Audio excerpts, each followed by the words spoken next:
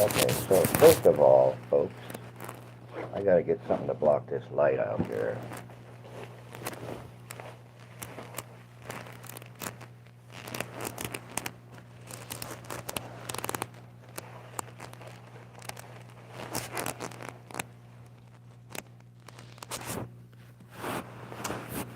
So, so my son is in jail in Scappoose, Oregon, and they're trying to use the lawsuit that I filed against the city as a means to violate his probation for stuff out in Scappoose that was corrupt. The whole city is corrupt. Portland is corrupt. I believe the whole state is, if you ask me. In any event, what happens when you file complaints against a government entity for abusing you is what they're doing to me and my son now. Keep arresting him, trying to get him behind bars where they can control what he says. This is what this is all about. It's not about them getting justice for anybody or going after some crime that was committed. There's no crimes being committed anywhere. They're trying to use the same scenario that the city of Portland used to prosecute my son with. But they weren't able to because when they seized my red 1991 Cutlass Oldsmobile Supreme and all of our equipment, they expected to find somebody's trying to get a hold of me. They expected to find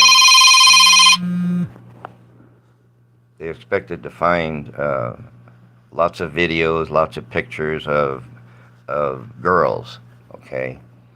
And they didn't find nothing, not a thing.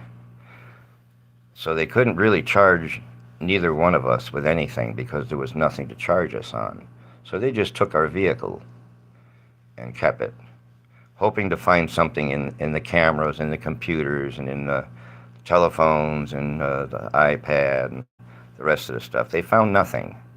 So now they're trying to use that information where they found nothing to make accusations again, but only this time in Scappoose, Oregon. And they're trying to use those allegations not to charge him with anything, but to violate his parole and probation. Okay? And the fact of the matter is, this is how the system works. They squash you down. Okay? The promise of America is in the Constitution.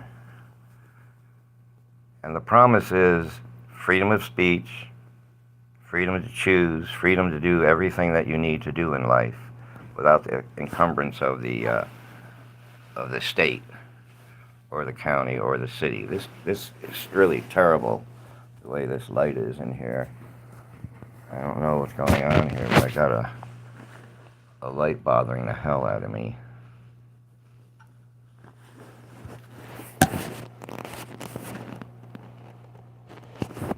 Wow, this video isn't going to be worth shit. Anyway, I'm in the hospital, Emmanuel Hospital, because my son, who is my caretaker, got arrested and brought out to Scappoose on these funny charges. The city of Portland has been working on both of us for a year, trying to criminalize us. And they were successful going after my son, even though he didn't do what they said he did. They found him guilty of it, hitting a woman. And I'm going to do a video about this woman and this charge. And you're going to see how funny and how phony it was. I got to get the discs from the court so I can have a copy of what went on in the courtroom, because I don't know. They wouldn't let me be there. The lawyer, Jessica Charles, threw this case purposely. She threw the case. She knows that she did. And we know that she did, because all of the things that she said she was going to do, she didn't do.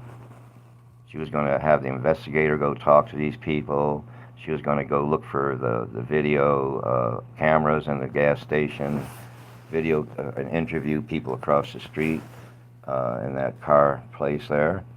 She didn't do any of that stuff. She just um, was towing the line for the city. So she threw the case, and my son got found guilty of harassing this woman, when in fact this woman, this is really strange how these people operate here.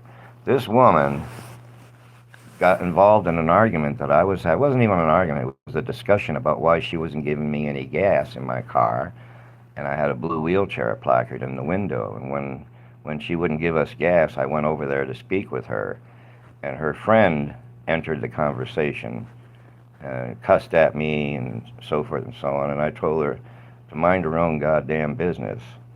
And she got irate and told me, "I got something for you, motherfucker." Those are her exact words. And while I'm sitting there in the wheelchair, she goes into her back seat and pulls out a big nightstick. Looked like a club. It was a bludgeon. And she took it and held it up in the air and was going to strike me with it until my son ran over and grabbed it and forced it behind her back. He took the blow. Okay? Now, for some reason, when the cops came, that was not an issue, what this woman had done. It was not an issue at all. They didn't even care about the fact. They took a picture of the club, but they didn't actually care that the lady was lying to them. And so they found him guilty. It was a corrupt court, a corrupt lawyer, the whole thing. You know how they are. They didn't offer any deal. There was no deal offered. They just wanted to find him guilty, period. That's all. And they did. And for some reason, they think that that's going to save them from the upcoming lawsuit on them. Instead of the city, it'll be on them. And it will be upcoming, too. I will have the money to do it with soon. And then we'll see. So all this stuff they're doing now, they're doing it in a hurry, hoping to get everything in place and have my son be in jail for another year down there in Columbia County. Let me tell you what they did in Columbia County to him. They kept spotlights on him all day and all night. Bright, bright lights. He couldn't sleep. He had to put light blockers on his eyes at night so he could sleep. And they would go around and bang his door to wake him up like they were doing me. They would come by and bang my door and wake me up and claim that they were trying to see if I was still alive. But what it was is sleep deprivation.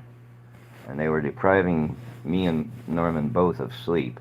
Me, they left me on the floor in the jail on a mattress where I shit and piss right there, and they wouldn't help at all. They wouldn't help me up on the toilet. They wouldn't do anything, and I had to drink out of the toilet with a milk carton. I cleaned the toilet out as best as I could, and then I started to have to drink out of it because nobody would lift me up or nobody would bring me anything to drink. So here they have a senior disabled individual, and they knew I was disabled to that degree. But they kept me in that jail cell, tormenting me on a daily basis. Guards would come over to my door and bang on my door and call me names and arouse me to anger that seemed to fit their needs or something. And then they sent me to Oregon State Hospital because they said I was having delusions about pedophiles. Huh? Can you imagine that? Having delusions about it. Yeah. So when they sent me to the hospital, I told everybody in the hospital about the pedophiles, that my son actually busted Detective Peabody's son stealing a girl off of her bus stop. And that was in September 6th of 2019. September 6, 2019. That's when Detective Peabody jumped on us from out of the back of the pallet factory, where he had a little garagey thing where he put his car so he could hide it there while his son went out and snagged a girl and brought the girl to him, and they would go up to the warehouse where they would rape her. Now, this has been going on for quite some time, folks. This is not just an imagination you're dealing with here. This actually happened. We saw it. We saw Detective Peabody, Officer Phoebich of the Columbia County Sheriff's Department take a little 14-year-old in a little skirt and a little white shirt, walk her up the hill. She was drunk or on drugs or something. Maybe they drugged her, but she was unable to walk to a degree. She was acting like she was drunk, and I believe it because that's what they do. They give them drugs. They give them drugs to drug them up, and then they take them to the warehouse and put them in a steel cage hanging off a beam. And this is what Nicole Hill told us. Nicole Hill told us this. Nicole Hill was a girl that my son met who started having a relationship with him, a sexual relationship with him. And then the county detectives found out about it, Peabody found out about it, and then they went after her and threatened her and her mother that if they stuck up for us, that they would go after them.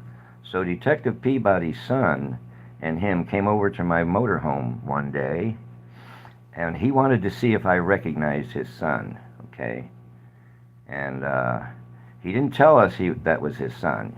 He says, "Do you know?" I said, "I know you." He goes, "Where do you know me from?" I go, "I know you." And then that's when he realized I could finger his son as the person who was going by us all the time, railing at us for no reason at all. And the reason why he was railing at us is because we were parked just below the hill where John's Landing Road is, where the warehouse is. See, because we wanted to see what Nikki Hill was telling us. And we did. We saw Officer Phoebich, Detective Peabody, and a little girl go up the road and into the warehouse. We peeked over the edge of the warehouse. At that time, I could crawl a little bit, so I crawled up the hill a little bit and over the edge a little bit so we could peek, and they saw us. So that was the first thing they saw. And the next time, when my son was on his way to go get some milk at Fred Meyer's, he goes down, he always goes by Nikki's house, and on 2nd Avenue, there was a girl at a bus stop, a 14-year-old about, and she had on a t-shirt, and she was standing there waiting for her bus with her book bag on her, and Detective Peabody's son drove up across the road from her and showed her his badge, which is his father's badge, and told the girl to come here. Now, he didn't see my son watching him at the stop sign. My son stopped, and he observed what was going on. And as soon as the girl was in the truck, he turned around and come back to me and told me about it. We immediately called up the high school and told the high school what was going on, because they keep track of their students, and this was one of their students. So now they got Norman in jail, and they're trying to leverage him, trying to threaten him that he's going to do time in jail. And the fact of the matter is, he doesn't deserve any of that shit. He doesn't even have a record. They're trying to build one for him, including using aliases, the same aliases that they stuck on me when they were bothering me all the time, which caused me to be a police monitor, okay, and do videos because of how much they bothered me. I thought it was pretty outrageous that this justice system, the justice system in Portland, Oregon, is completely broken. It's chaotic. It makes no sense what they're doing. You know, they're relieving people of all these crimes that they commit, vicious crimes, horrendous crimes even, backstabbings and front stabbings and all kinds of other kinds of stuff. They're reducing their charges down to practically nothing. And then when it comes to my son, they won't reduce anything. They charge him with assault at first, but then realized that assault charge was not going to stick. Okay? And I asked the attorney to bring in all 9 witnesses. I wanted all 9 of them there. And the district attorney had 9 witnesses, but only 3 of them did he use. And I told the attorney, no, we need to get all 9 of those witnesses that made statements. We need to get them in here under subpoena for the defense and read off their complaints.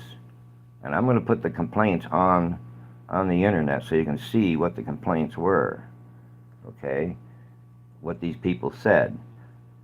Every single one of them had a completely different story. That's why the DA didn't subpoena them.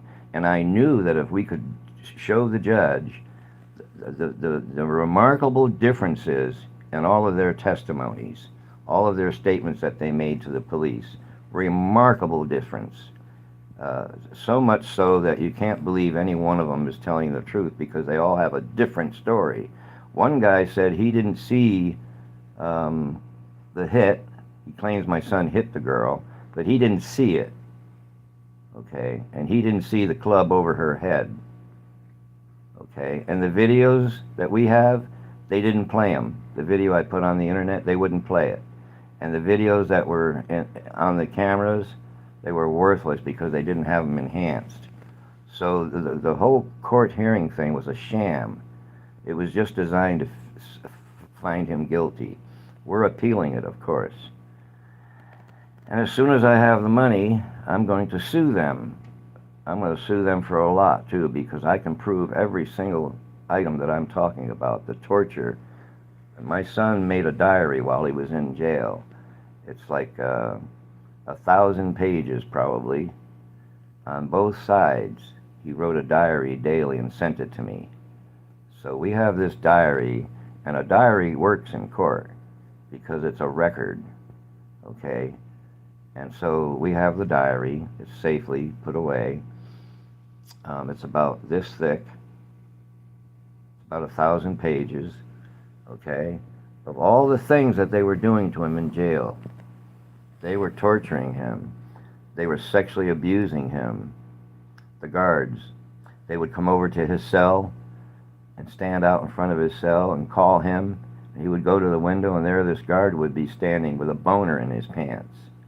And then when he would go downstairs for dinner, the guard would be standing there with a boner in his pants. And they made sexually charged remarks to him. And they were constantly provoking him and provoking him. And it got to the point where they sent him to the state hospital, too, and said that he was mentally ill. He was having delusions and all of this other stuff to try and cover for themselves. But see, I had been there already and talked to the doctors and told the doctors that more than likely my son is going to follow me into this hospital. And it's going to be over this pedophile thing. And that's the only reason why they want him to do that, want him to go there, is to try and disprove him. And the thing was that when they took him to the hospital, the doctor talked to him for an hour and told him to take him back. See, that's how, and these things, these are abuses we're talking about. I didn't get hardly anything to eat. They were starving me. I went on a starvation diet for 8 days, didn't eat anything and didn't drink anything, and they were really, really worried that I was going to die. But I did that to illustrate something, how lousy the food is. The food there, they must scrape it off the road or go out and kill deers or whatever, but the food is atrocious. I mean, these people are getting paid good money to feed the inmates, and the inmates are just starving to death. They're not getting enough food, and the food they do give is rotten. Like the meatloaf, they let it sit outside. When they make up the plates, they let them sit there in a rack for hours before they serve up. Nothing is hot and nothing is cold. It's just lukewarm. So these are the conditions, and the fact that they put me in a super cold room and kept it super cold so that I had to unravel my blankets and make ropes out of the blanket material and wrap t-shirts around my legs and then use the twine that I made to tie them together on my legs. Put a t-shirt on both legs and strapped them up with these ropes that I made that I wove together. And they were doing that just to make me feel a lot of pain, and I was in a lot of pain, and they didn't care. I had bed sores. I had a hip that was all the way down to the bone from laying on it. They were constantly abusing me. with noise. One guy came and opened up my cell door hatch and put a radio in there and blasted it on me. Another guy would shine the lights in my eyes, the bright spotlight. He'd shine it through the window and he'd open up the hatch door and shine the bright light right dead in my eyes while I'm sleeping. That's what they did. And the food, oh my God, it wasn't even fit to eat. It was mostly rancid food. You can taste the rancid right in it. And this is the way these people treat. This is Multnomah County, Oregon, the worst county in the state. It's a police state, literally. And the police in Portland, there are some nice cops, there's no doubt about that, but not enough of them. Okay, it's the older cops that are teaching the younger cops how to do business, and they're giving them all these things to do that are unconstitutional. That you can see them right there telling them, the rookies. Yeah, unbelievable the way they treat people. So listen, folks, I'm going to come into some money pretty soon from the Boy Scouts of America. And I'm going to use that money to sue the shit right out of the county, Columbia County, and Multnomah County, both. That's what's going to happen. That's why they have me in this hospital here. I'm under some control here, but I still have my cell phone. So literally, folks, I don't know when I'll make another video, but it's going to be soon. I want to make this one because I want everybody to know what they're doing currently. So currently, we lost everything again. We lost our tent. We lost everything in it. And this is like 1, 2, 3. This is the third time that they've wiped us out. And this is what they do. They just keep on at you until you fold on them. But I'm not going to fold. I'm 79 going on 80. I still got a good head on my shoulders. I still got good memory and everything. It's not failed yet. So I expect that there'll be more videos about the corruption and the immorality that's going on in Portland, Oregon, and in the surrounding county. Listen, folks, this is not a joke. This is not a contrivance. It isn't. They absolutely did what I say they did, and they've been doing it for years. 2014, when we blew through that city right there, we stopped long enough to go to Fred Meyer's, and in Fred Meyer's wall there was an array of pictures. There were like 3 rows of pictures, maybe 4, and 4 high, of pictures of missing children. Now, I didn't think, even then, I didn't think that was, I mean, I couldn't fathom that there was 12 to 14 children missing. It was more like 12. And it bothered me. And of course, I think I already told you about the cop that was spotlighting the teenagers when they were in their car having intercourse. He knew where the spot was where they all went, so he would lay back in there, and when he saw them doing business, he would rush out there with his spotlight and spotlight them so he could catch them naked. And we did a video about that. And we've done some videos in Scappoose since. Okay, look, it's a simple matter. Pedophiles, okay, and you know what they will do so that they don't become known. They'll do anything and everything to get out from underneath what we're saying. There are pedophiles in the justice system in Scappoose, Oregon, and in St. Helens, and I don't know how many others. And it looks like the county police, the sheriff's department, is involved because Detective Peabody, that's his son. He went to prison in 2015 for molesting a child. And then we caught him do another one, 2 of them. And then another one after we were already in jail. And I was released, and my son was still there. My son told me he saw Peabody's son being booked in, wearing police uniforms. He had police uniform on. and they were booking him into the jail for molesting a girl. Now, that's the truth. And anybody that says it's not, I'll take a lie detector test. So will my son. Okay? And that's a fact. We will take a lie detector test, and they should give us one. If they want to know the truth, then they should do that.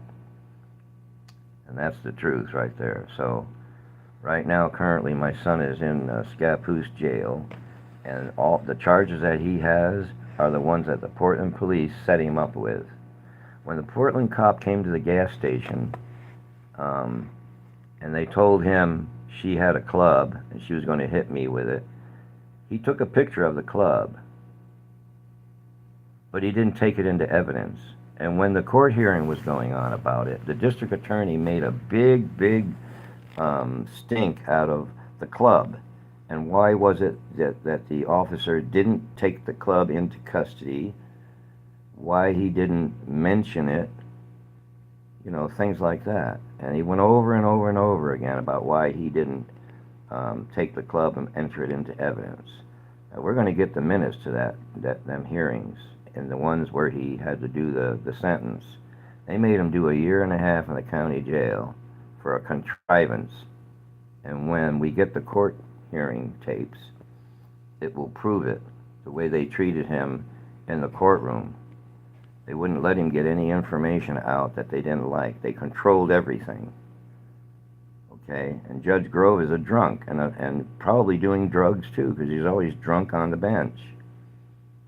And that was our allegation too, that he's a drunk, and he's a pedophile. Judge Grove, Scappoose, Oregon, St. Helens. Yeah. And so are some of the police force. Sergeant Haas, and another guy named Officer Phoebich, a deputy sheriff. And there's more. District Attorney Auxier, Jeffrey Auxier. Okay, these are the people who came down hard over this pedophile thing. And I told my son, look, whoever comes after you is a pedophile. Whoever trying to get you sentenced, so forth and so on, those are pedophiles doing that. Because normally they don't treat people like they were treating us. We were special. We got special treatment too. And we're going to file a lawsuit on that special treatment that we got. Because the trial was a sham, and they were overturned by the appellate court. As far as I know, that's what I read. In any event, they're trying to use probation on those charges. A probation violation on those charges. It has nothing to do with anything else. And they're using what Portland did to us. Portland contrived all that crime up. Nobody do any crime. Nobody hit a woman, but they're claiming that he did. And I'm going to publish a picture of her when I do the video on this woman and this incident. I'm going to publish a picture of her that happened, that the picture was taken on the very spot where she claims that my son punched her and caused her to have brain hemorrhage, caused her to bleed internally, caused her all this stuff. Okay, but there she is, standing for a picture. The police took a picture of her, and there is no sign whatsoever of anything. She's standing there like a normal person, not wincing from pain, not, leaning over from pain. And during the sentencing portion, she told the judge, well, I got a brain concussion, and I got internal bleeding, and all this other crap she was trying to claim. And she wanted my son to do time. And guess who she is? It's unbelievable. This woman is a specialist in housing for the homeless, right? Crazy, huh? A specialist in housing for the homeless.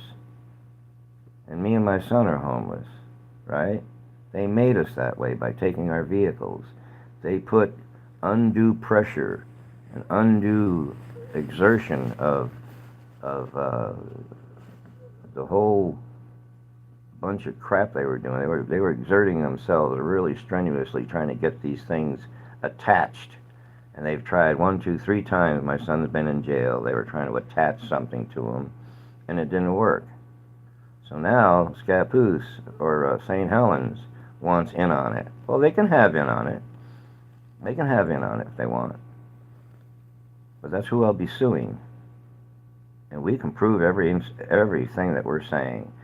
And I want the FBI to come and give us a lie detector test, because this is a case for the FBI.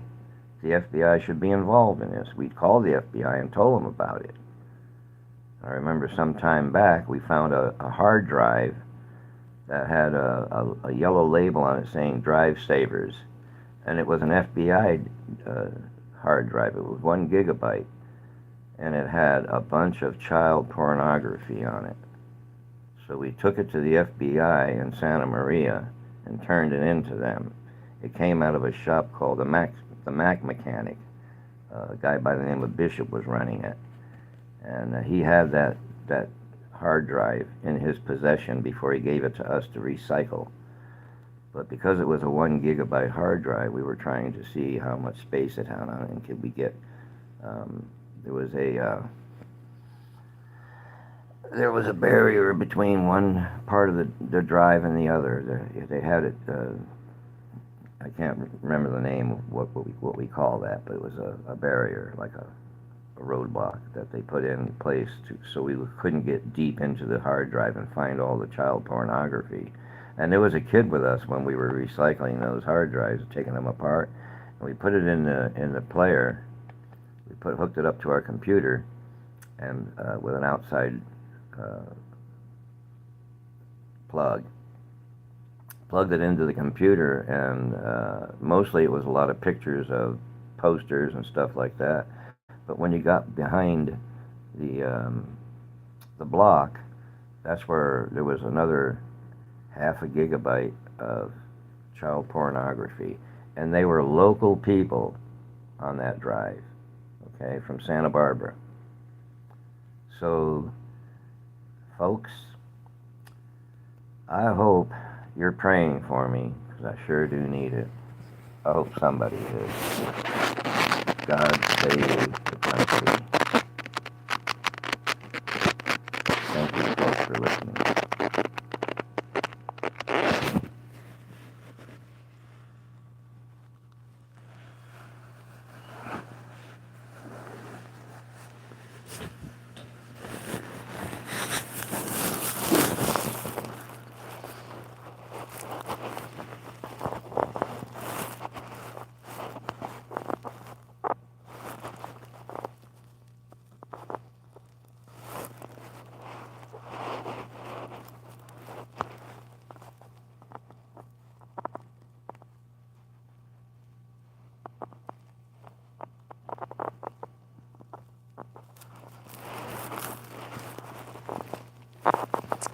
For those people who don't believe in shapeshifters, there are a lot of people that do. It's not so far removed for me to say that, but there are comments being made. Remember, these two guys believe in shapeshifters.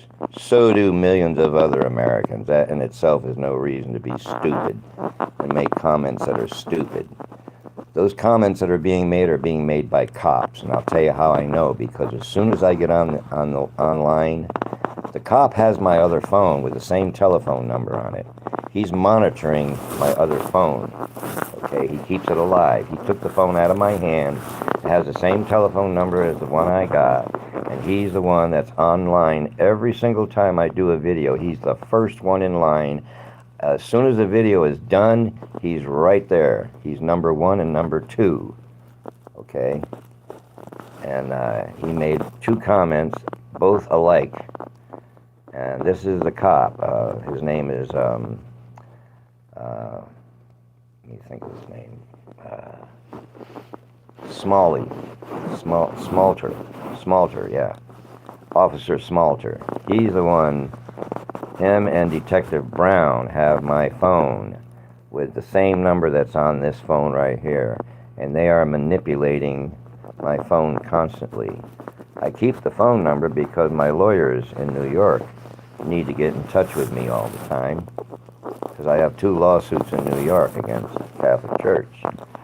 I guess all you folks know about what's going on with the Catholic Church. Okay, so I'm done here, folks. I just want to let you know, the comments, some of them are I don't care. It doesn't matter. What matters is the truth, and that's what I'm telling, the truth. That's all there is to it. And I'll take a lie detector test anytime.